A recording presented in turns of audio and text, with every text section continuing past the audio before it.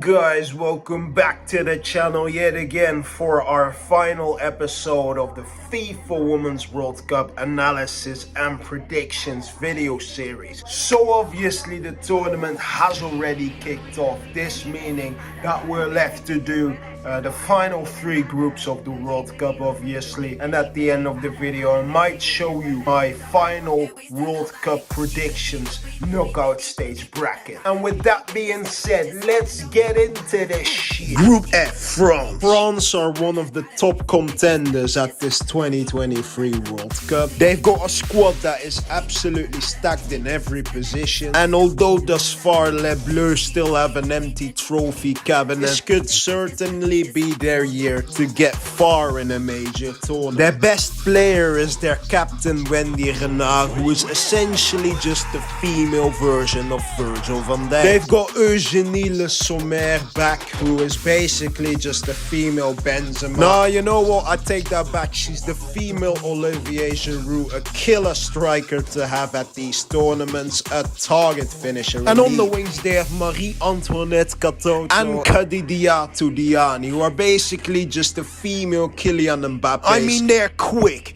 they're black, they're strong, they're fast, and they play for PSG and their wingers. After which we have holding midfield powerhouse Grace Gayoro, who's basically always reminding me of prime Blaise Matuidi. She's pivotal to breaking up play and recovering the ball for her teammates. And the fact that the French FA hired Hervé Renard, the man who did manage to win the 2012 AFCON with Zambia, and who motivated the Saudi Arabian national team to go ahead and beat Argentina in the World Cup, does present a high likelihood of the French coming good in this tournament.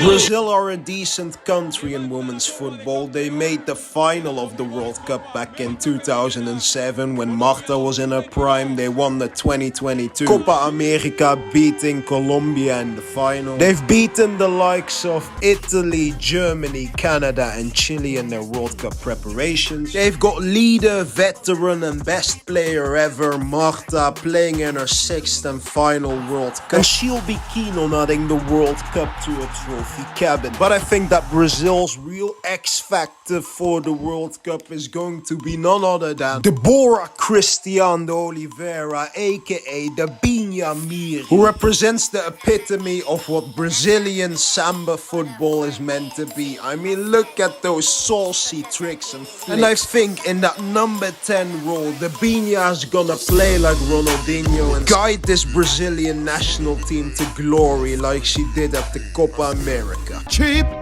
my youth, you worry about cheap? We not worry about cheap, you know. You know what's cheap? Jamaica's form is cheap. They qualified for their second tournament in a row. They've got Alison Swaby, the centre-back from PSG, and Kaja Shaw, who plays for Manchester City. As a striker, she scored 26 goals in the season for them, as she broke the goal-scoring record for most goals in a season. She'll be the main goal threat for this Jamaican side, but if I were Jamaica, I wouldn't get my hopes up.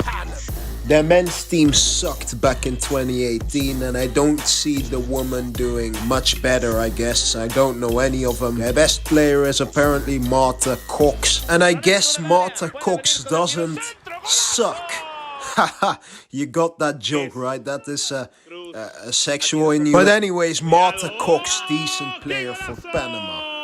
So I think we can all agree France and Brazil will go through and Panama and Jamaica will suck. Group G, Sweden. It might have faded out of your memory, but back in 2019, the Swedish squad got the bronze medal at the World Cup back in 2019. And yeah, overall, Sweden have a decent team. They're on a decent run of form as well. Their best players, though, are Arsenal striker Stina Blackstenius. She knows how to put the balls into the back of the net. And as always, she will probably be one of the vital pieces of this Swedish attack. But the true standout player for the Swedes at this World Cup is none other than Fridolina Rolfö, who is basically the female Gareth Bale. She's a versatile left winger / left wing back who is amazing at putting crosses into the box and has an eye for goal as well. South Africa. Africa. So back in 2022, they won the African Cup of Nations against host Morocco in the final, lifting the cup for the first time in their history, which is kind of impressive. Their most impressive asset is Tembi Kegatlana, the striker who used to play for Atletico Madrid a season ago. She's a seasoned forward in the female La Liga and she's got a decent eye for goal. And because of her finishing prowess, she was named in the African Cup of Nations team of the tournament.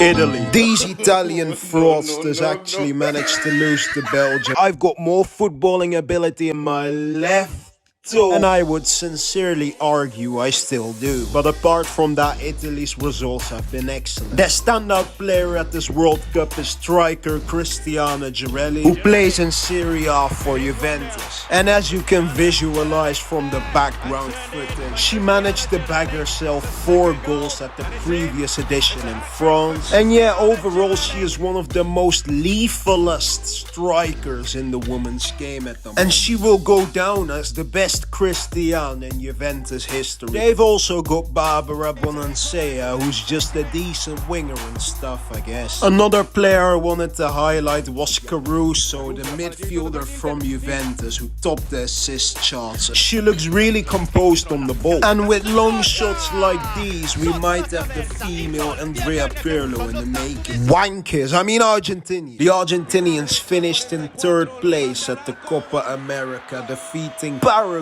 in a 3rd place playoff to secure qualification to the World Cup. And I think this Argentinian squad aren't a bad little team actually. They have some decent players such as Estefania Banini from Atletico Madrid and Florencia Bonsegundo from Madrid CFF respectively. Italy topped the group and I think the quality of Sweden will edge out the Argentinians. Group H, Germany. Obviously at the last major tournament at the Euros, they made it all the way to the final, playing like OG 2014 Germany, only to fall at the final hurdle against the English Lionesses. As you can see, their form in international friendlies has been all over the place. Feet off.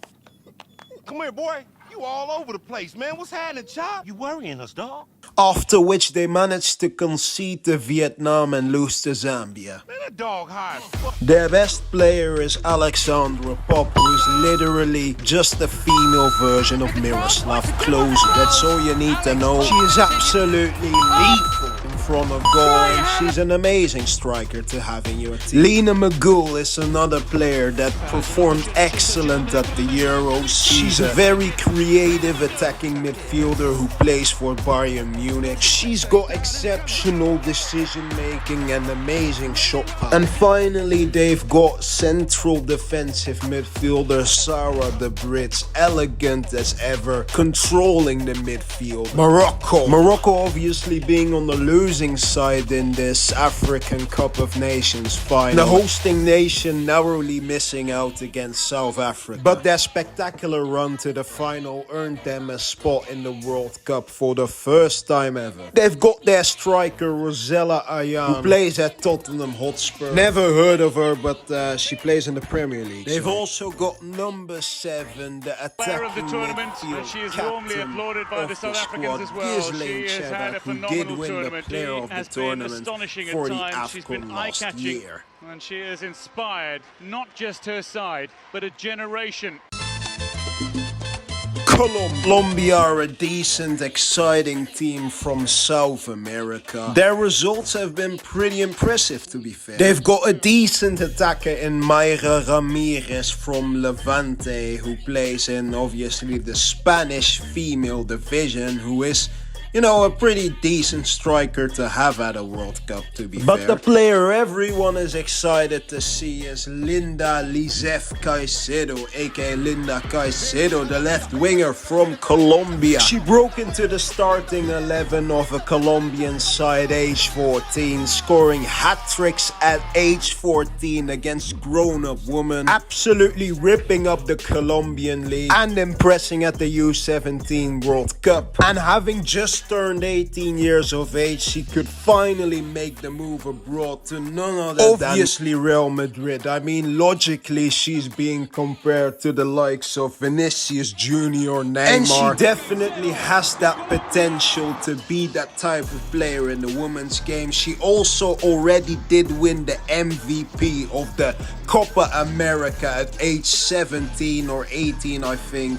Absolutely ripping apart that tournament. And yeah, Colombia have a speedy, ingenuitive, creative, world-class, generational talent on their hand. Korea, let's get it over with, man. I'm tired. So Korea, yeah, they're a team in Southeast Asia or something, and they lost the final of the Asian Cup against China. And yeah, I don't know too much about them. I mean, their form is pretty decent-ish. They've got Liga Min, who is a midfielder, I guess, and she's pretty decent. She plays for Brighton, I guess, and she did a long shot once. I mean, I don't know if she's actually good. I didn't do any research. They've got this player who used to play for Chelsea, and you know, she kind of reminds me of Eden Hazard because she has the number 10 and stuff, I guess.